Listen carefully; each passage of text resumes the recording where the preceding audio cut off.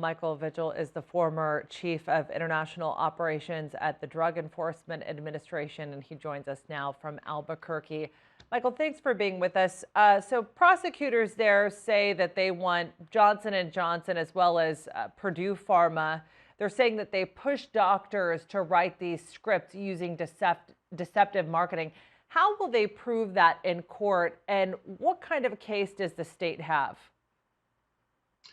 Well, they're going to be able to prove their case, quite simply because in the 1990s, Johnson & Johnson, Purdue Pharma, and others, had an aggressive campaign to market opioids throughout the United States through very aggressive and very deceptive tactics.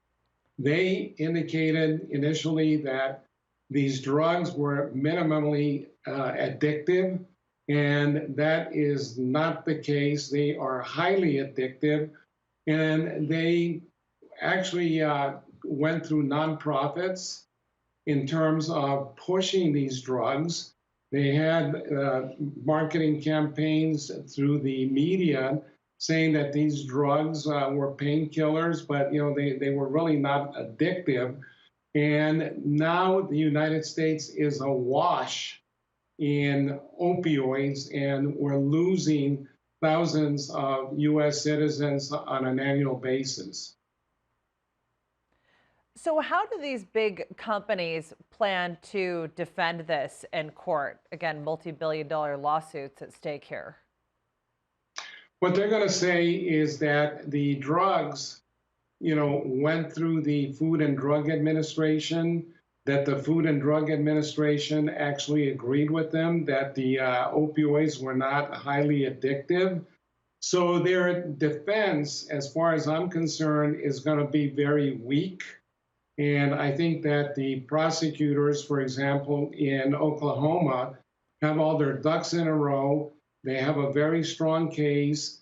And then there's other states that are waiting with bated breath to see how the prosecution fares in Oklahoma so that they can also file suit against these pharmaceutical companies.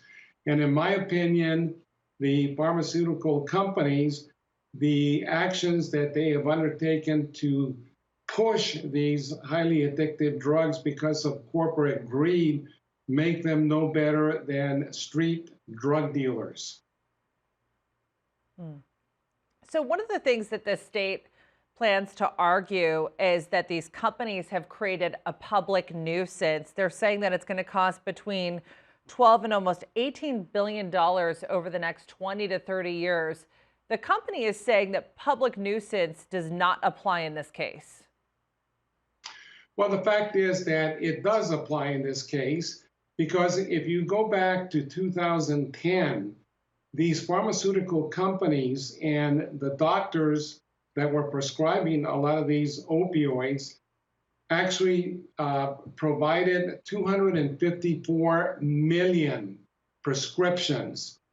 That is enough medication to basically medicate every adult in the United States for a month, around the clock. So it is a nuisance, and it's a nuisance that has caused thousands of lives, and it is costing a lot of these states, which really don't have the funding to, provide, billions of dollars in terms of health care, in terms of, dealing with children that, have to be put into foster homes. And it's a Pandora's box that has exploded in the United States as a result of these opioids.